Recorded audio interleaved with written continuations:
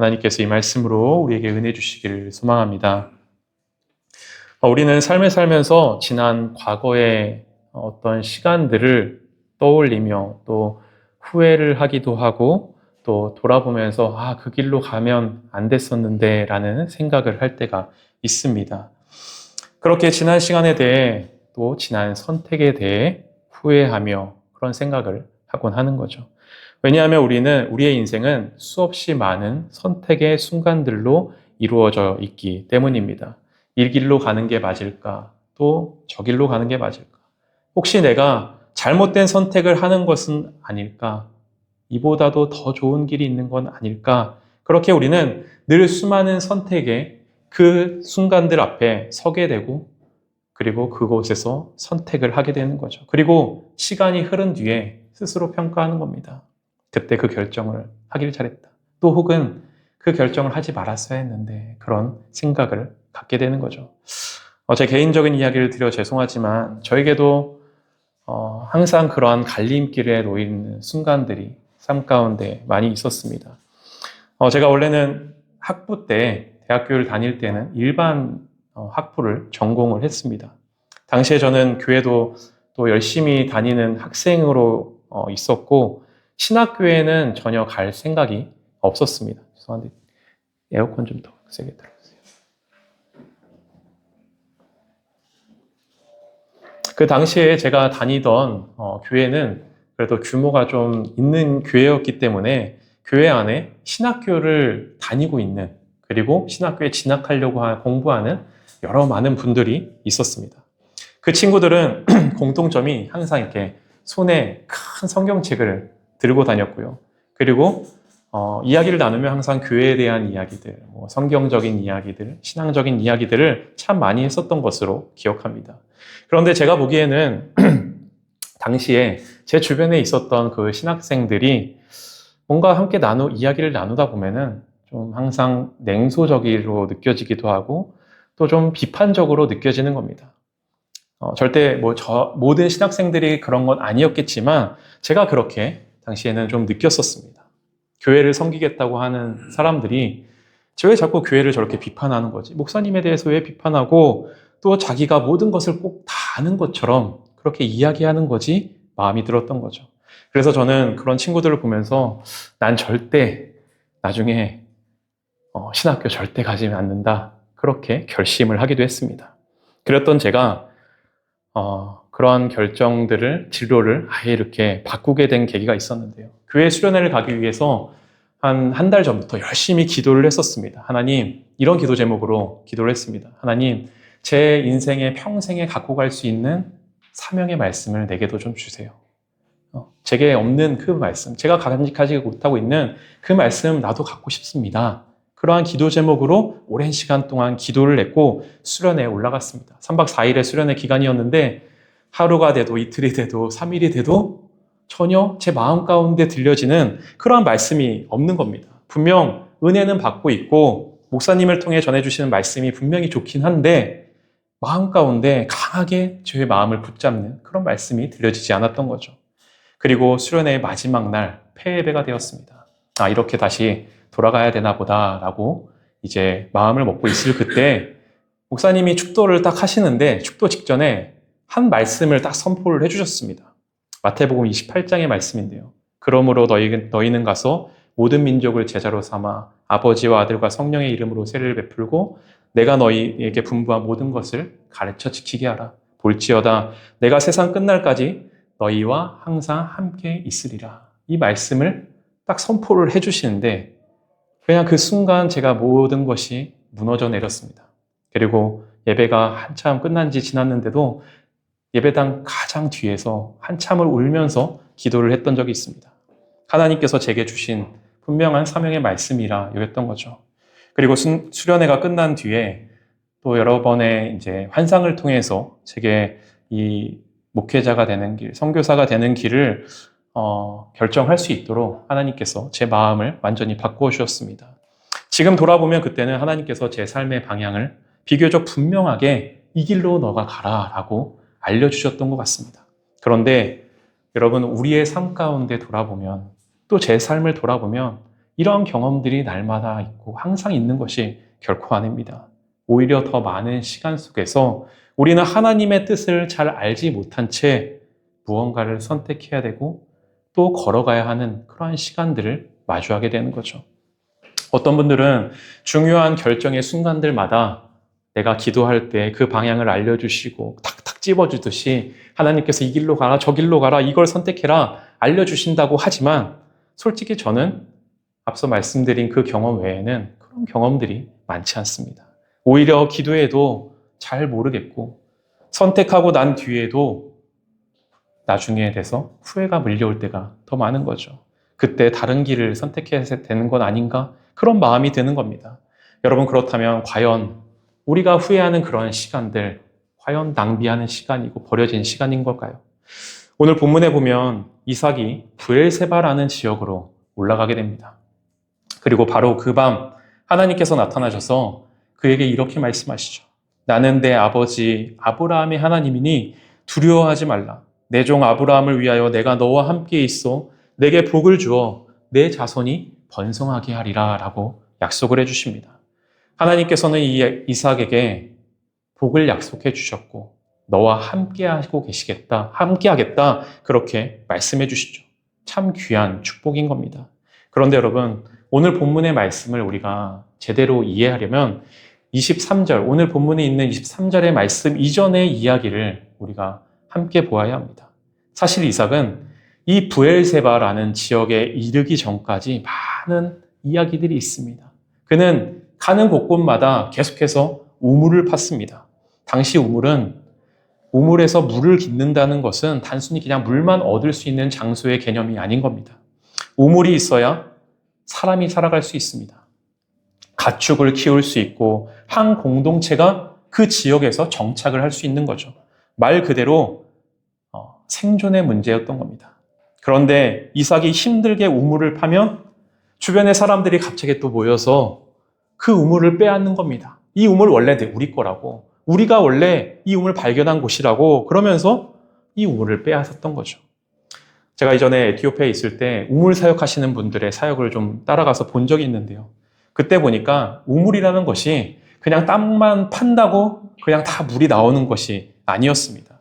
먼저 물이 있는 곳을 물이 있을 만한 그러한 장소를 찾아야 하고 큰 장비를 동원해서 깊이 파 내려가야 됩니다. 그런데 그곳에서 또 물이 나오냐? 그렇지 않습니다. 여러 군데를 계속해서 파보는 겁니다. 그러다가 결국에 여러 군데를 시도하다가 결국 한 군데를 찾게 되는 거죠.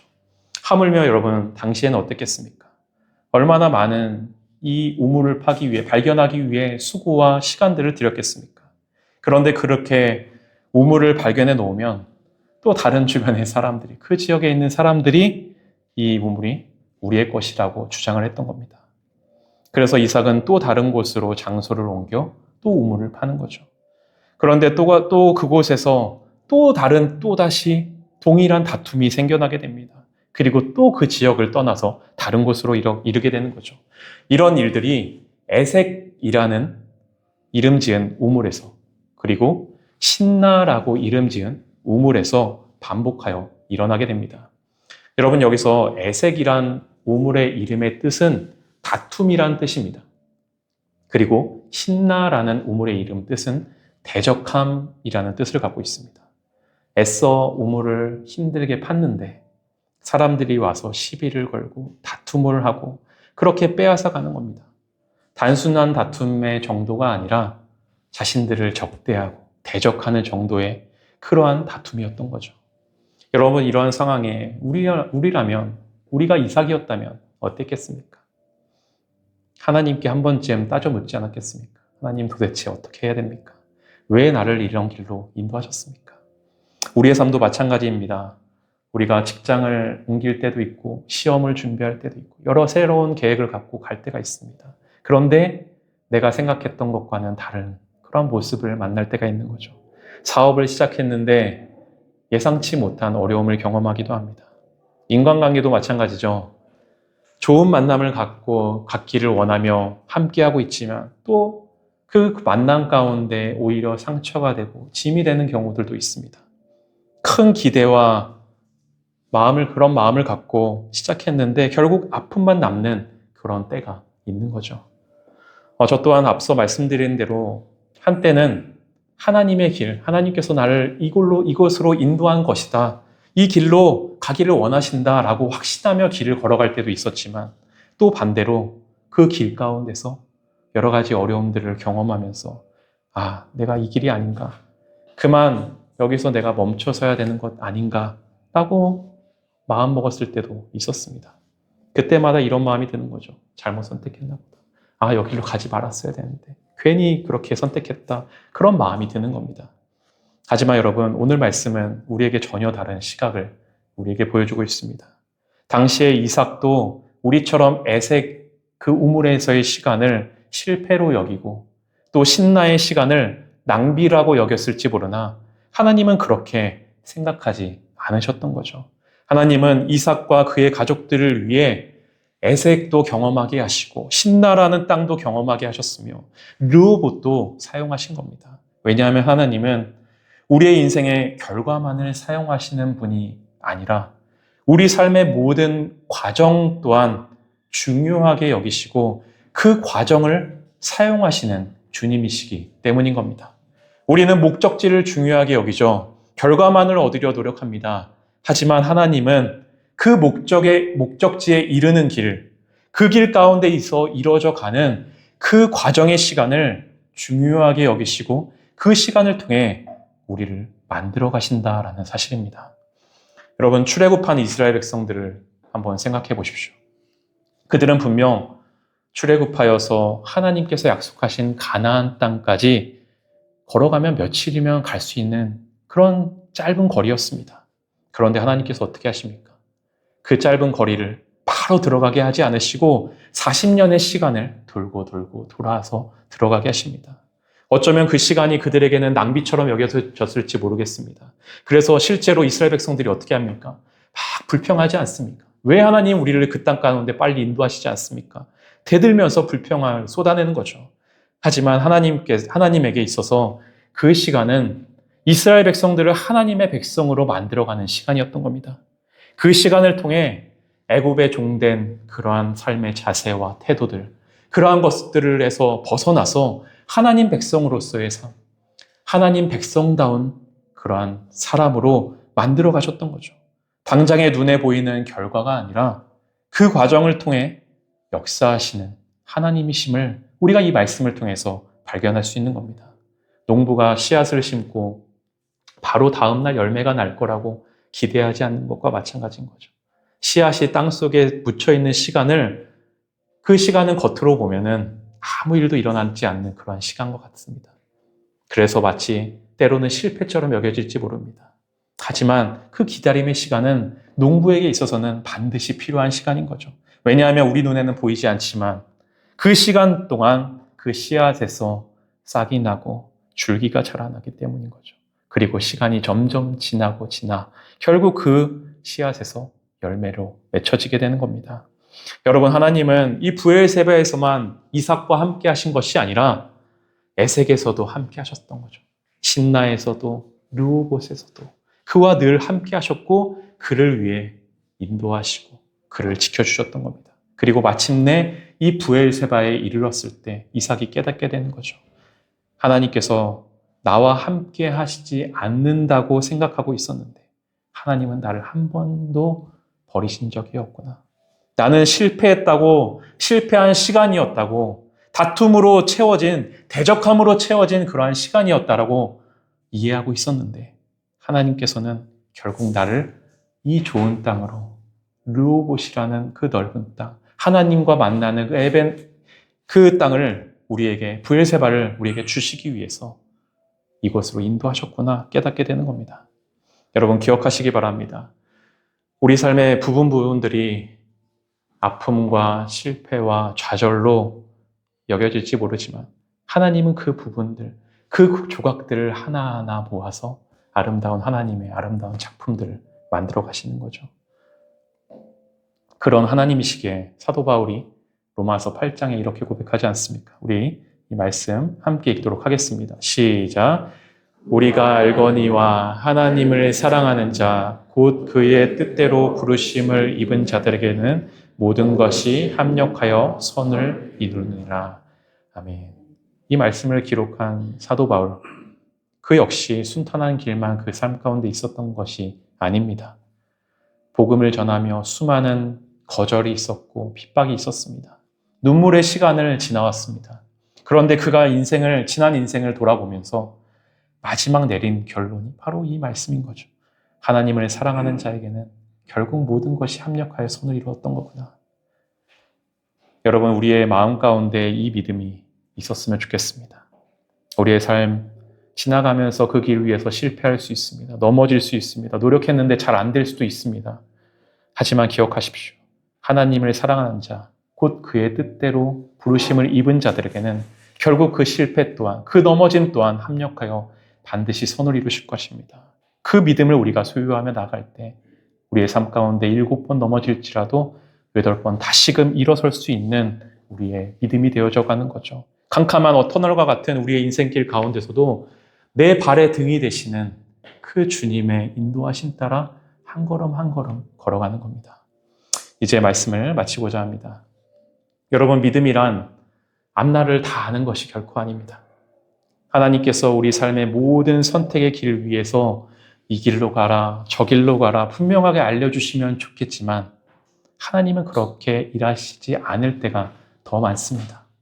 이스라엘 백성들이 애굽을 떠날 때 홍해 앞에서 홍해 앞에서는 하나님께서 직접 그 길을 열어주셔서 그 길을 건너게 하셨지만 광야를 지나 약속의 땅으로 들어갈 때는 다르지 않았습니까? 요단강의 물이 여전히 흐르고 있는 그 가운데 제사장들이 먼저 발을 내딛게 하시는 겁니다. 그리고 그 발이 물에 잠겼을 때 비로소 그때서야 길이 열리게 되는 거죠. 보여주신 후에 걷게 하신 게 아니라 먼저 믿음으로 걷게 하시고 그 다음에 나중에 깨닫게 하시는 겁니다. 여러분, 우리 교회 역시 그렇습니다. 제가 몇 년 전에 우리 이 파주 지역으로 아무 연고도 없이 아는 사람도 한 명도 없이 이 지역으로 이사를 오게 되었을 때, 또 이렇게 교회를 시작하게 되었을 때 정말 아무것도 보이지가 않았습니다. 누가 찾아올지, 이 간판도 없는 이곳에, 뭐 하나 제대로 갖춰진 것 없는 이곳에 과연 누가 올지, 어떤 공동체가 세워질지, 어떻게 교회로 만들어 세워져 갈지 아무것도 알 수 없었습니다. 그저 하나님께서 인도하시겠지, 하나님께서 책임지시겠지라는 마음으로 한 걸음 한 걸음 걸어왔을 뿐입니다.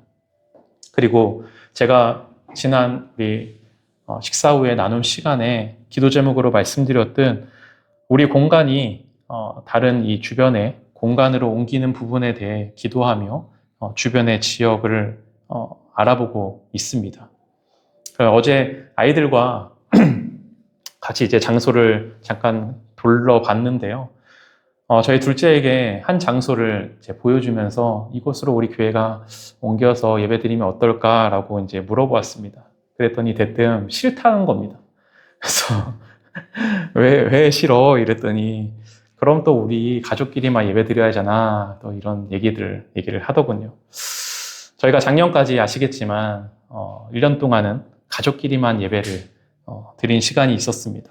그 시간이 사실 결코 무조건 다 힘들기만 하고 또 어렵기만 한 시간은 아니었고 또 나름대로 그 시간을 통해서 주시는 하나님의 은혜가 분명히 있었습니다. 하지만 저희 아이들이 또 내색은 하지 않았지만 마음 가운데 또 외로움도 있고 조금은 어려움이 있었던가 봅니다. 그래서 그 말을 듣는데 좀 미안한 마음도 들고 또 고마운 마음도 들었었는데요.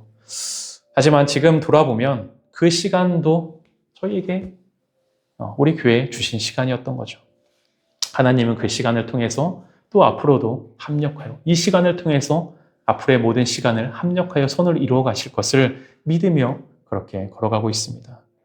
여러분, 우리의 삶에 이해되지 않는 그러한 시간들이 있을 수 있습니다. 왜 이런 일을 겪어야 하는지, 왜 그렇게 나에게 오래 기다려야 했는지, 왜 하나님께서 침묵하시는 것 같은지 그렇게 어려운 마음이 드는 그러한 시간들이 있는 거죠. 하지만 언젠가 하나님께서 부엘세바에 이르게 하실 때 하나님은 나를 한 번도 버리신 적 없구나. 하나님께서 이곳으로 인도하시기 위해 우리의 가정을 이곳 가운데로 인도하셨구나 깨닫는 그러한 시간이 반드시 찾아오리라 믿습니다. 여러분, 하나님 안에서의 우리의 삶 가운데 결코 버려지는 시간이 없음을 우리가 기억하며 오늘의 우리의 삶 가운데 믿음으로 뚜벅뚜벅 한 걸음 한 걸음 계속해서 그 발걸음을 내디뎌 나아가는 우리의 삶 되기를 간절히 소망합니다. 함께 찬양하도록 하겠습니다.